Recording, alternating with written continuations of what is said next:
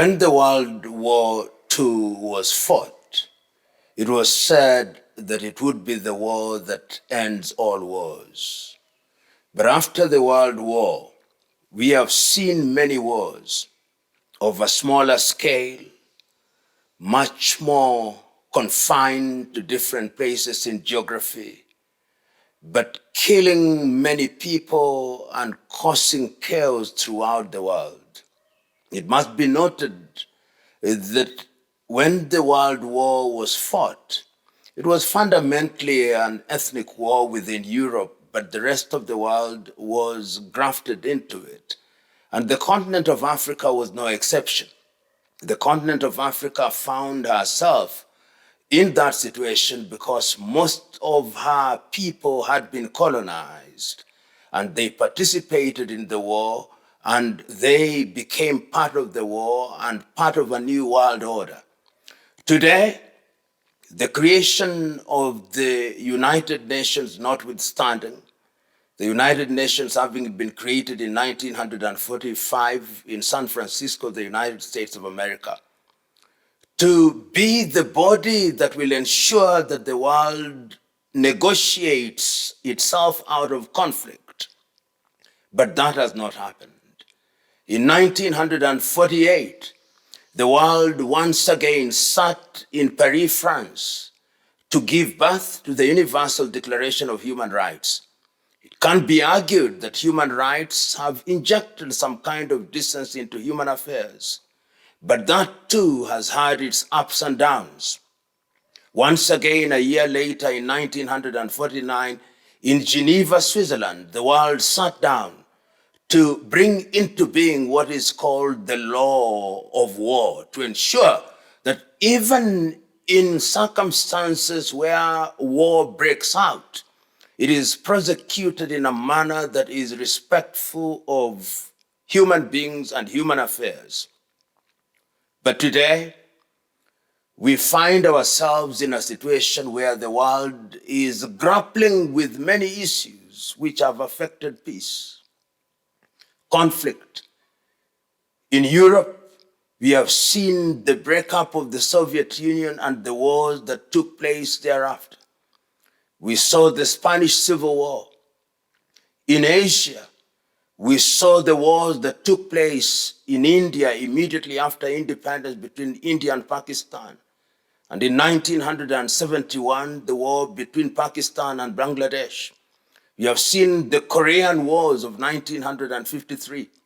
In the continent of Africa, we have also seen many wars in the Democratic Republic of Congo, in Ethiopia, in Sudan, in Zimbabwe, in South Africa, in the Cameroons, in Central African Republic, in Libya, in Sudan, and we have, of course, seen wars being conducted in Latin America. In a nutshell, the world has seen many conflicts which have given birth to human suffering on a scale that was unprecedented, which then begs the question, how is the world going to immunize ourselves against war?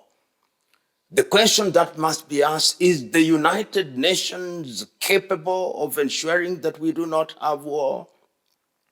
Continentally, is the African Union capable of ensuring that we do not have war?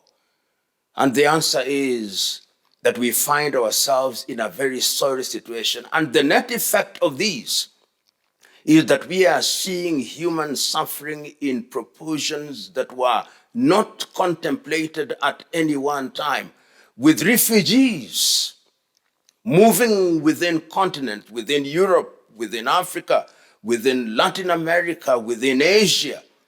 We are seeing hunger in different parts of the world. And this is undermining development with the consequences that the promises we made to ourselves and that we have made to ourselves continentally within the continent of Africa and globally under the aegis of the United Nations, those promises are not being met. We will, for example, remember that we had the Millennium Development Goals. Most of them were not realized. We now have the 17 Sustainable Development Goals, and in many parts of the world, those are not being realized. In the continent of Africa, we have Africa Agenda 2063, and we are talking about Africa Continental Free Trade Area. But these are being undermined because of the headwinds that we are seeing in the conflict that have been generated. Today, a most unexpected conflict between Russia and Ukraine. Many commentators thought that it would be a short conflict, but 1 year down the line, the conflict continues, and it has affected the distribution of grain throughout the world. Many did not know that Ukraine was responsible for the production of grain in the manner that we now know. And it's not only grain that we are talking about. It has affected the supply of gas to Europe. It has affected the supply of petroleum to the rest of the world. And that has indeed undermined production and increased the cost of living. So that when we talk about the cost of living now, in the first quarter of the 21st century, it is a combination of factors which in itself is leading to a situation that is causing and creating an environment that breeds conflict. And conflict is continuing apace. In the continent of Africa, for example, in the year 2021, the African Union said that in order to grow, Africa must silence the guns. We thought we would, but we now know that it is not as easy as we thought it would be. And many young men and women in the continent of Africa are being victimized. Organizations are being formed which are breeding ground for mercenaries in the Sahelian region. We hear of Boko Haram, we hear of Al-Shabaab, and all these bodies. When you go to the Arab world, you hear of bodies such as Al-Qaeda, which have been operating in countries such as Iraq and in Afghanistan. We hear of the Taliban, and all these are armies that do not respond to a single chain of command. So that one can easily say that there is chaos in the world. Look at what is happening in Haiti, for example. Haiti has now become a haven for warlords, and it is an environment that is toxic, in an environment that is damaging to the futures of and livelihoods of young men and women, and the situation is dire. So in a nutshell, the world finds herself in a situation which she did not contemplate, particularly when we are talking about the 21st century, when we are also talking about the fourth industrial revolution and the fifth industrial revolution. It beggars belief that in an environment of profound enlightenment, we find ourselves in the most astounding primitivity of man's inhumanity to man. You know, throughout the ages, young people have always been the fuel that lit the fire of change. If you go down in history and you looked at all civilizations, whether it is in Europe of old, it is young people who rose. We remember in Europe in the 1950s and 1960s, and even prior to that, in places such as the Soviet Union with the Bolshevik Revolution, it was young people who were the drivers. If you look at the United States of America, which is part of the so-called New World, it was young people who were in the forefront of the change that took place, both in the struggle for independence and the civil rights movement with people like Ralph Abernathy, Martin Luther King Jr., John Henry Clark, W.B. Du Bois.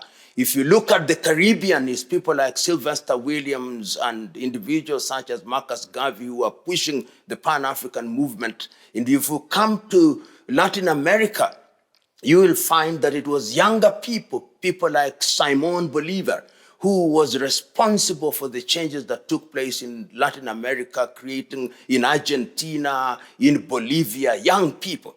If you come to Asia, once again, it was young people. If you talk about the changes that took place in that part of the world, it was individuals such as Chairman Mao Zedong when they were younger. In India, it was younger people such as Mahatma Gandhi, Jawaharlal Nehru, Sardar Patel, who are responsible, and much later people like Sheikh Mujibur Rahman in Bangladesh. In the continent of Africa, if you look at the younger people who are involved in the struggle for independence, Kwame Nkrumah, Mwalimu Julius Kambarage Nyerere, Modibo Keita, Ahmed Ben Bella, Samora Moises Machel, Agostino Neto, you can count many of them. And critically, you see that in any country, we now talk, for example, of the Young Turks.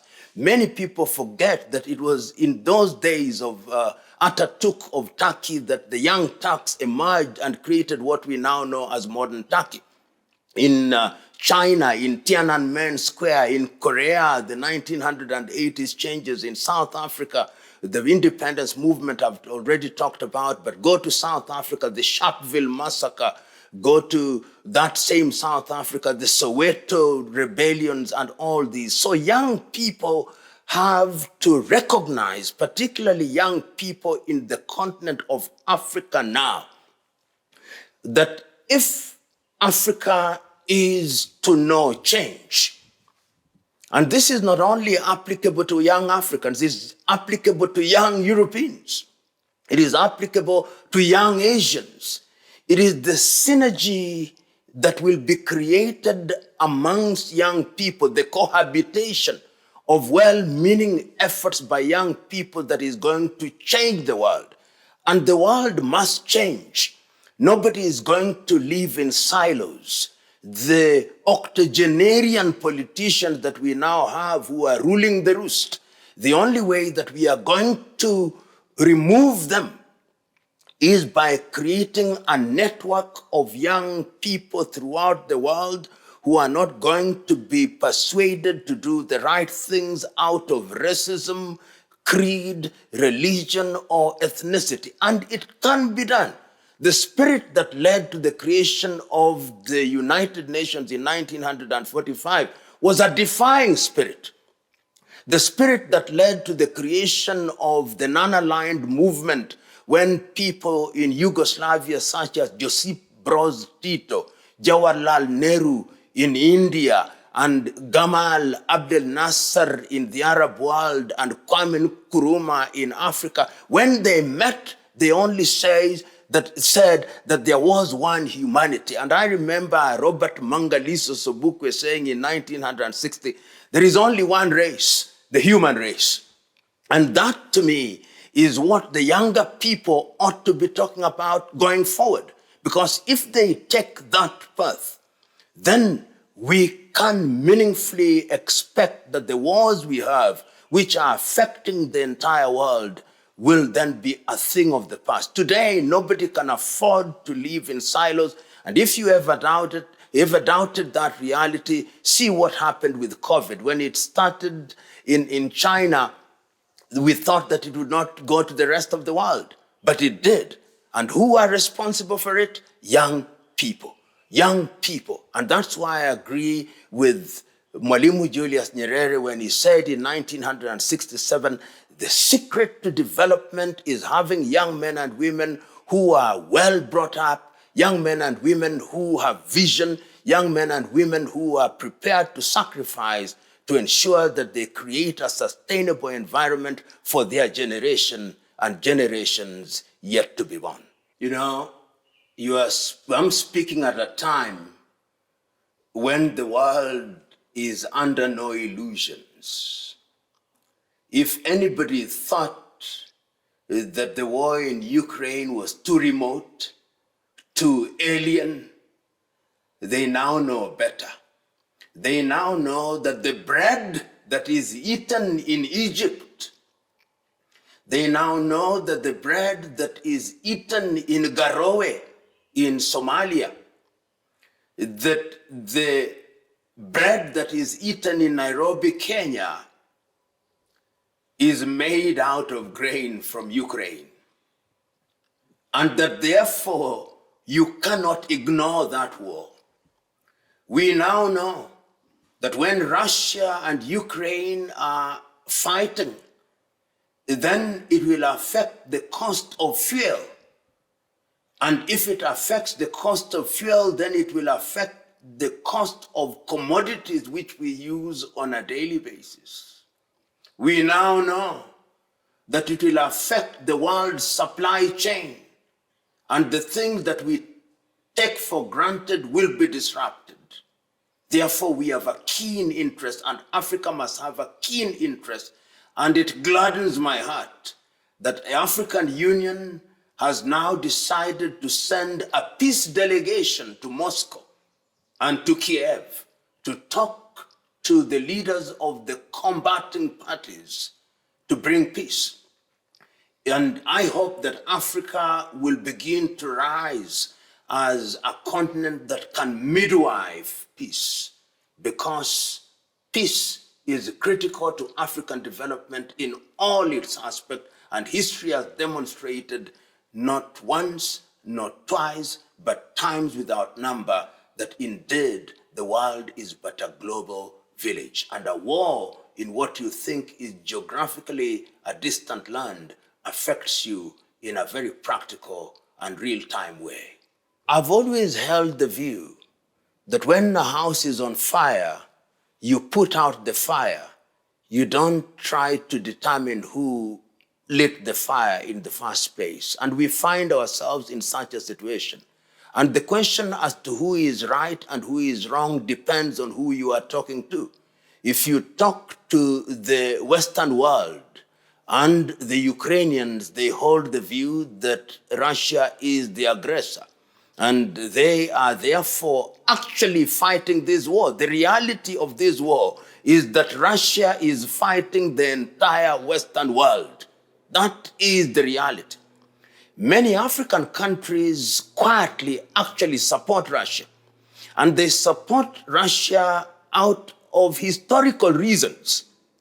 That at critical moments during the struggle for independence, it is the Russians who came out to support those who are fighting for independence. The Russians who are present in Congo, the Russians who are present during the struggle in South Africa, the Russians who are present in Mozambique, the Russians who are present in Angola, the Russians who are present in Guinea-Bissau, and therefore sentimentally, Africans support Russia. But no matter who we support, my own view is that war has no eyes. The net effect is that those who are not responsible for the war end up suffering. And I hope that this war, once it's settled, will send a clear message also to the Western world that their hegemonic approach to world affairs must come to an end, and that the era of unilateralism and manipulation of multilateral institutions must stop, and the approach to world affairs must be collegiate through the UN. If they don't do that, then the Western world will find itself in a very difficult position, and the only thing that will protect them from the rest of the world is that they have nuclear weapons which they can unleash upon the rest of the world. And the writing is on the wall. If you look at the world today, and the dollar has been the dominant currency in the world. And the dollar's dominance came about in the 1960s, 1970s, perhaps a little earlier. But the dollar became the hegemonic currency when they entered into an arrangement with the Saudis, and we then gave the world, or they gave the world, the term petrodollar.